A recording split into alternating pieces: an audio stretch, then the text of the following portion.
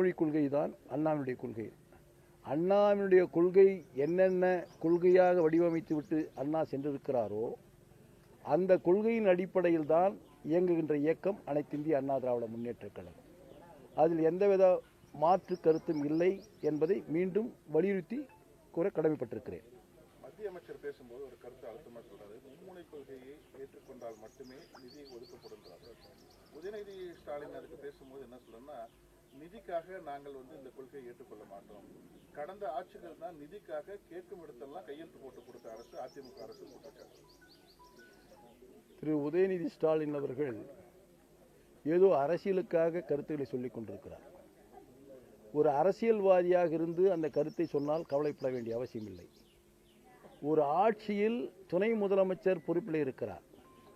நம்ம இந்திய அரசியலமைப்பு சட்டமே, நம்முடைய அமைப்பே மத்திய அரசு மாநில அரசும் இணக்கமாக சென்றால்தான் திட்டங்களை மக்களுக்கு கொண்டு சென்று சேர்க்க முடியும்.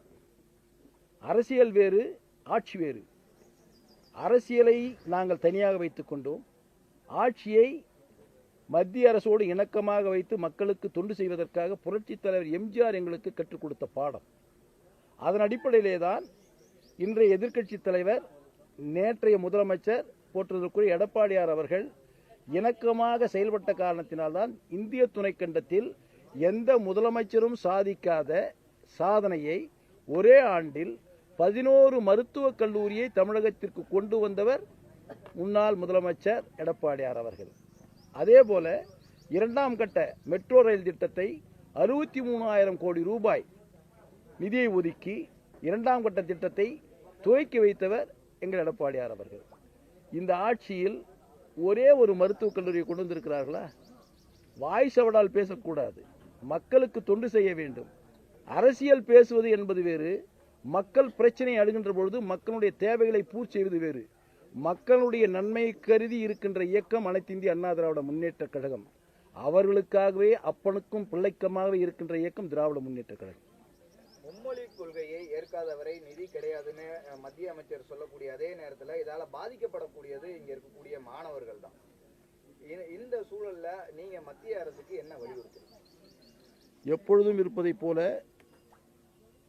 மாநிலத்திற்கு ஒதுக்க வேண்டிய நிதியை அவர்கள் உடனடியாக ஒதுக்க வேண்டும். அவ்வாறு இல்லை என்று சொன்னால் எதிர்காலத்தில் இதனுடைய எதிர்விளைவுகள் அந்த அரசுக்கே போய் சேரும் என்பதை தெரிவித்துக் கொள்கிறேன். திமுக கூட்டணி கட்சிகள் எல்லாம் இந்த விஷயத்தை முன்னெடுத்து போராட்டங்கள் எல்லாம் முன்னெடுத்துட்டு வராங்க. 2 தினங்களாக அங்கங்க போராட்டங்கள் நடந்துட்டு இருக்குது. அதிமுகவோட நிலைப்பாடு என்ன? அதிமுக இதுல போராட்டங்களை முன்னெடுக்குமா, இல்ல சட்ட ரீதியான போராட்டங்களுக்கு செல்ல? அதாவது நீங்கள் மற்ற கட்சிகள் எல்லாம் போராட்டம் நடத்துகிறது என்று சொல்வதை விட, திராவிட முன்னேற்றக் கழகம் தன் திறமையின்மையின் காரணமாக ஆட்சியை செம்மையாக செயல்படுத்த முடியாத காரணத்தினால் அதன் அடிப்படையிலே மத்திய அரசை ஓரளவிற்கு தேவையானவர்களை பூர்த்தி செய்யக்கூடிய அளவிற்கே அவர்களை கொண்டு வர முடியாத காரணத்தினால் திராவிட முன்னேற்றக் கழகம் இவர்களை அழைத்து வைத்துக் கொண்டு ஒரு போராட்டத்தை நடத்தி மக்களிடத்திலே தன்னை காப்பாற்றிக் கொள்வதற்காக ஏமாற்றிக் கொண்டிருக்கிறார்கள். உண்மையான போராட்டம் அல்ல இந்த போராட்டம். தன் கட்சியையும் தன்னையும் காப்பாற்றிக் கொள்வதற்காக, தன் ஆட்சியும் காப்பாற்றிக் கொள்வதற்காக, மக்களிடத்திலே காப்பாற்றிக் கொள்வதற்காக நடைபெற்றுக் கொண்டிருக்கின்ற ஒரு ஏமாற்று வேலை. இந்த ஏமாற்று வேலையை போல் நாங்கள் செய்ய மாட்டோம். உண்மையாக மக்களுக்கு தேவையானவைகளை குறித்த நேரத்தில் குறித்த காலத்தில் யாருக்கு சரியாக பதில் சொல்ல வேண்டுமோ, யாருக்கு எதிர்த்து போராட வேண்டுமோ அவர்களுக்கு நாங்கள் போராடுவோம். அண்ணாமலை அவர்கள் சொல்லும் பொழுது இந்தி திணிப்பை எதிர்க்கிறோம் என்று சொல்லக்கூடிய விஜய் இந்தி படிக்கக்கூடிய பள்ளிக்கூடங்கள் நடத்துகிறாருன்னு சொல்றாரு. அதே போல பல்வேறு அரசியல் கட்சியினுடைய தலைவர்கள் அவங்களுடைய குழந்தைகளை இந்தி உள்ள பள்ளிக்கூடத்துல படிக்க வைக்கிறதா சொல்றாங்க. ஆனா சாமானிய மக்களுக்கு மட்டும் இந்தி வேணாம்னு சொல்லி திமுக அரசு தடுக்குதுன்னு சொல்லி அண்ணாமலை ஒரு குற்றச்சாட்டார். அண்ணாமலை ஒன்று தெரிந்து கொள்ள வேண்டும். அதாவது இதுபோல சிறு சிறு விஷயங்களை வைத்துக்கொண்டு எதிர்காலத்தில் ஒரு மிகப்பெரிய பாதிப்பை வரக்கூடிய ஒரு செயலுக்கு பாதுகாப்பு ஏற்படுத்துவதற்கு அவர் முயற்சி செய்துவிடக்கூடாது. இப்பொழுதே மத்திய அரசு மாநில அரசுகளை மாற்றாந்திரங்களை போல நடத்தி கொண்டிருக்கிறார்கள். பல்வேறு மத்திய அரசு பணிகளில் மாநிலத்தைச் சேர்ந்தவர்களுக்கு, தென் மாநிலத்தைச் சேர்ந்தவர்களுக்கு வாய்ப்பு கிடைக்காமலே போய்கொண்டிருக்கிறது. இப்படி இருக்கிற இந்த சூழ்நிலையில் அவர் ஒரு கட்சியில் இருக்கிறார் என்பதற்காக தென் மாநிலத்து மக்களுடைய பாதிப்புகளை உணராமல் அவர் சொல்லிக் கொண்டிருக்கிறார். தயவு செய்து அப்படி சொல்லுவதை அவர் தவிர்க்க வேண்டும் என்று நான் கேட்டுக்கொள்கிறேன். கேந்திரிய வித்யாலயா பள்ளிகள்ல வந்து தமிழ் ஆசிரியர்கள் இல்லை அப்படின்ற ஒரு குற்றச்சாட்டு இருக்குது. இதை காரணம் காட்டி தான் மும்மொழி கொள்கையும் வேண்டாம், தமிழ் வந்து அழிஞ்சிடுன்ற ஒரு காரணத்தை சொல்றாங்க. இது சிறு சிறு விஷயம். கேந்திர வித்யாலயாவில் தமிழாசிரியர்லாம் தமிழாசிரியர் போகிறது ஒன்றும் பெரிய வேலை இல்லை. அது அல்ல முக்கியம். நீங்கள் ஒரு மொழியை திணிக்கிறீர்கள் என்று சொன்னால் அடுத்ததாக வேறு திட்டங்களையும் வேறு சட்டங்களையும் கொண்டு வந்து மாநிலத்தை ஒரு அடிமையான அரசாக மத்திய அரசு கொண்டு வந்து விடும். அதற்காகத்தான் நாங்கள் எதிர்த்து கொண்டிருக்கிறோம். பல்வேறு வகையில் மத்திய அரசுடைய மாநில அதிகாரங்களை மத்திய அரசு எடுத்துக்கொண்டு வந்து கொண்டிருக்கிறது. இப்படி தொடர்ந்து எடுத்துக்கொண்டு செல்வார்கள் என்று சொன்னால் நிச்சயமாக மத்திய அரசிற்கு ஒரு அடிமை அரசாக மாநிலமாகத்தான் இந்த மாநிலம் வந்துவிடும். எனவேதான் ஒவ்வொரு பிரச்சனையிலேயும் ஆழ்ந்து சிந்தித்து பெருஞ்சர் அண்ணா பெருந்தை அவர்கள் எதிர்த்தவைகளை எதிர்க்கிறோம், ஆதரித்தவர்களை ஆதரித்துக் கொண்டிருக்கிறோம். முதல்வர் தன்னை அப்பா என அடையாளப்படுத்துகிறார். அவருடைய மகன் துணை முதல்வர் வந்து தன்னை அண்ணன் என அடையாளப்படுத்துகிறார். இந்த போக்குகளை எப்படி? அப்பா என்று அடையாளப்படுத்துகிறார், மகன் அண்ணன் என்று அடையாளப்படுத்துகிறார், குழந்தைகளிடத்தில் சொல்லுகிறார்கள். இது எல்லாம் ஒரு அரசியல்வாதிகள் சொல்ல வேண்டிய அவசியம் இல்லை. அந்த குழந்தைகளை பாதுகாக்கக்கூடிய இடத்திலே நீங்கள் இருக்கிறீர்கள். அந்த இடத்திலே இருந்து கொண்டு அந்த குழந்தைகளை ஏமாற்றுவதற்காக சில வார்த்தைகளை சொல்லுவது உகந்ததாக இருக்காது என்று நான் கருதுகிறேன். முதலில் குழந்தைகள் படிக்கக்கூடிய பள்ளிகளில் சுற்றுப்புற சூழலை சரியாக வைத்துக் கொள்வதற்கு நடவடிக்கை எடுக்க வேண்டும். ஒரு பெட்டிக்கடை இருக்கிறதா என்று சொன்னால் அந்த இடத்திலே பெட்டிக்கடை அவசியமா என்பதையும் பார்க்க வேண்டும். அவசியம் இல்லை என்று சொன்னால் அந்த பெட்டிக்கடையை தூக்கிவிட வேண்டும். இதை முதலமைச்சர் செய்ய வேண்டும்.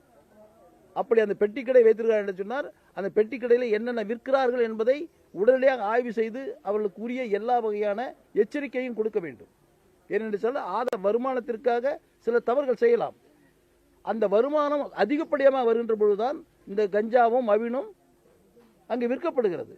இதையெல்லாம் தடுத்து நிறுத்தாமல் அப்பா அண்ணா என்று சொன்னால் இதுனா ஒரு ஒரு ஒரு மூன்றாந்தர அரசியல்வாதி போல இதுக்கெல்லாம் ஒரு முக்கியத்துவம் கொடுக்கக்கூடாது. இதை நான் பெரிதாம் எடுத்துக்கொள்ள விரும்பவில்லை. காரணம், அப்பா அம்மா என்று சொன்னால் வயசானா அப்பா தான் சொல்லுவாங்க. என்ன தாத்தான்றாங்க என் வயசுக்கு அவங்க சொல்றாங்க. அவங்களா சொல்லணும் என்ன தாத்தான்னு. நானா போய் என்ன தாத்தா நீ கூப்பிடுன்னு சொல்லக்கூடாது. அதான் ஸ்டாலினை பார்த்து அப்பான்னு சொல்லணும். எப்ப சொல்லுவாங்க? நீ அப்பாவுக்குரிய ஸ்தானத்தில் அமர்ந்து ஒரு அப்பா செய்ய வேண்டிய கடமையை முழுமையாக செய்தால் உன்னை அழைப்பார்கள். நீ அப்பாவுடைய ஸ்தானத்தில் நிக்கல, அப்பாவுடைய கடமையும் செய்யல, அப்பான்னு சொல்லி அந்த ஏழை குழந்தைகளுடைய மனதில் பிஞ்சில் வேறு விதமான விதையை விதைத்துக் கொண்டிருக்கிறீர்கள். வேதனையாக இருக்கிறது. அதிமுக ஒன்றிணை வேண்டும், அதற்கான பேச்சுவார்த்தை ரகசியமாக நடந்து கொண்டிருக்கிறது. அந்த ரகசியத்தை தற்போது சொல்ல முடியாதுன்னு சொல்லி ஓபிஎஸ் சொல்லியிருக்காரு. அப்படி ஒரு ரகசிய பேச்சுவார்த்தை நடக்குது. பாவம் அவர் தன்னை மக்களிடத்திலே வெளிக்காட்டிக் கொண்டே இருக்கிறார். நான் கேட்கிறேன், ஒரு கட்சியில் இணைவது என்று சேருவது என்று சொன்னால் பொதுவாக ஒருவர் எப்படி இருக்க வேண்டும்? அந்த தலைமையினுடைய பார்வை நமக்கு விழாதா என்றுதான் இருக்க வேண்டும். நாங்கள்லாம் புரட்சி தலைவரிடத்திலே இருந்தபொழுது என்னை கட்சி விட்டு நீக்கினார். ஒரு கட்டத்தில் தேர்தலை சந்தித்த போது அரசியல் ரீதியாக என்னை கட்சி விட்டு நீக்கினார். அதான் அவர் எங்கு மருத்துவமனையில் இருந்து விட்டு வந்த பொழுது, அமெரிக்க மருத்துவமனையில் இருந்து விட்டு வரும்போது அவருக்கு என்னன்னே தெரியாது. இங்க இருக்கிற அரசியல்வாதிகள் ஏதோ சொல்லி என்னை நீக்கிட்டார். நாங்கள் அடுத்து இந்த கட்சியில் சேர்றதுக்கு என்ன பண்ணோம்? தவம் கடந்தோம். தலைவர் எங்க வராரோ அங்க போய் நின்னோம். தலைமை கழகத்தில் போய் நின்னோம். தலைவர் பார்க்கணும் நின்னோம். இது போன்ற ஒரு சூழல் வரும்போது தலைவர் உணர்ந்து ஒரு நாள் எல்லாரையும் கூப்பிட்டு உட்கார வச்சு பேசினாரு. பேசிட்டு ஒவ்வொருத்தராக கூப்பிட்டு அவங்களோட குறைகளை கேட்டார். அதே மாதிரி எனக்கு ஒரு வாய்ப்பு வந்தது.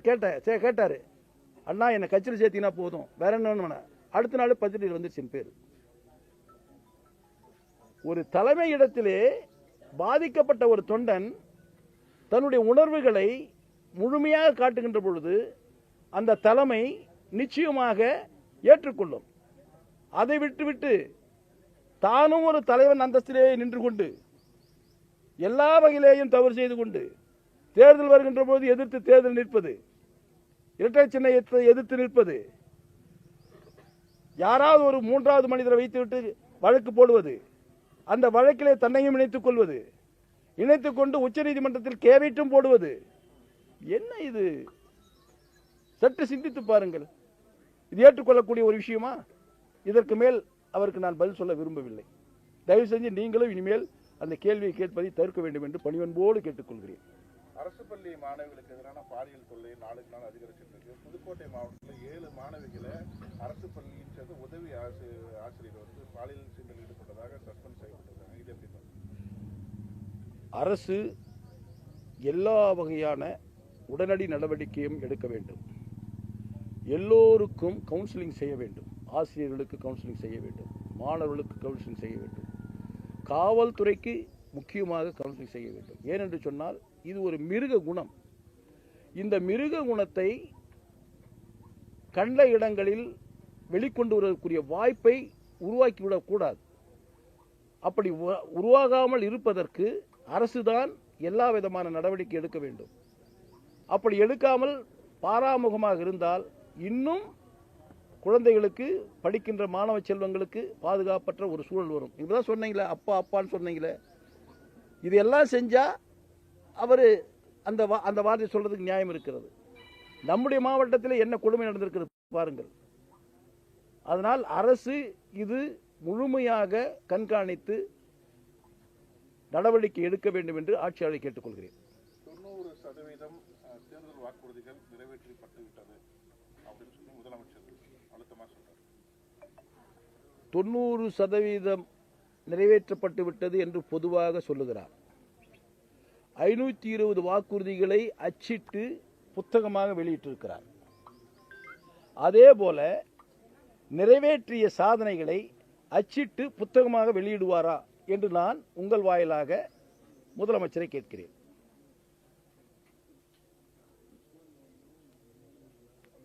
பாலியல் குற்றங்கள் 2 மாசமா நம்ம பார்க்கும்பொழுது ஏதாவது ஒரு மாவட்டத்துல தினம் தினம் யாரோ ஒரு சிறுமியோ பெண்ணோ வந்து இந்த பாலியல் சம்பவங்களால் பாதிக்கப்பட்டுட்டே இருக்கிறாங்க. சோ இதன் மூலம் தமிழகத்துல பெண்களுக்கு ஒரு பாதுகாப்பற்ற சூழல் உருவாகி இருக்குன்னு பார்க்க முடியுது. உண்மை அது. பெண்களுக்கு பாதுகாப்பற்ற ஒரு சூழல் உருவாகுவதற்கு இந்த அரசு தான் காரணம், இந்த ஆட்சியாளர்கள் தான் காரணம். அதற்கு ஒரே ஒரு சின்ன உதாரணத்தை சொல்லுகிறேன். கஞ்சா என்பது ஒரு கொடுமையான போதைப் பொருள். இப்பொழுது சாராயம் குடித்தாலோ பிராந்தி குடித்தாலோ வாசனை வரும். அவர்களுக்கு சத்தம் போட்டால் அவர் நெஞ்சிலே பயம் ஏற்படும்.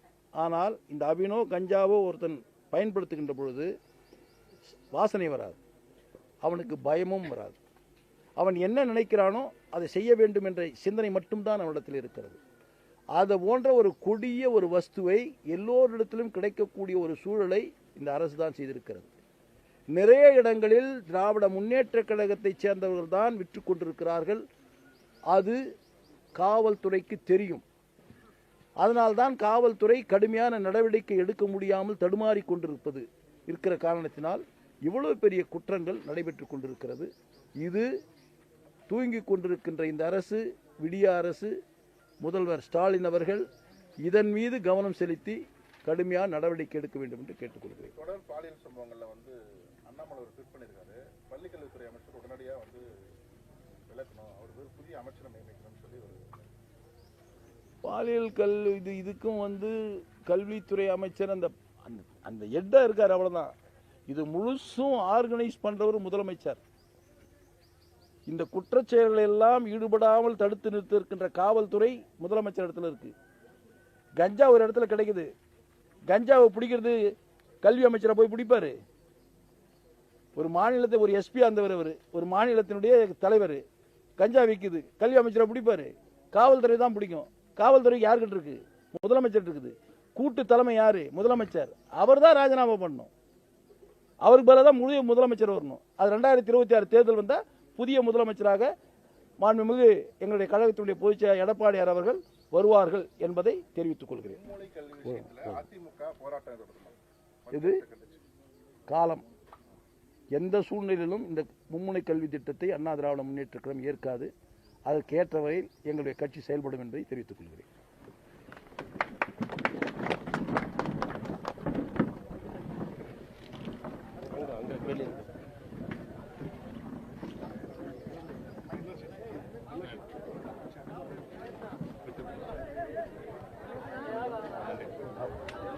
எதுல நீங்கெல்லாம் சிறப்பு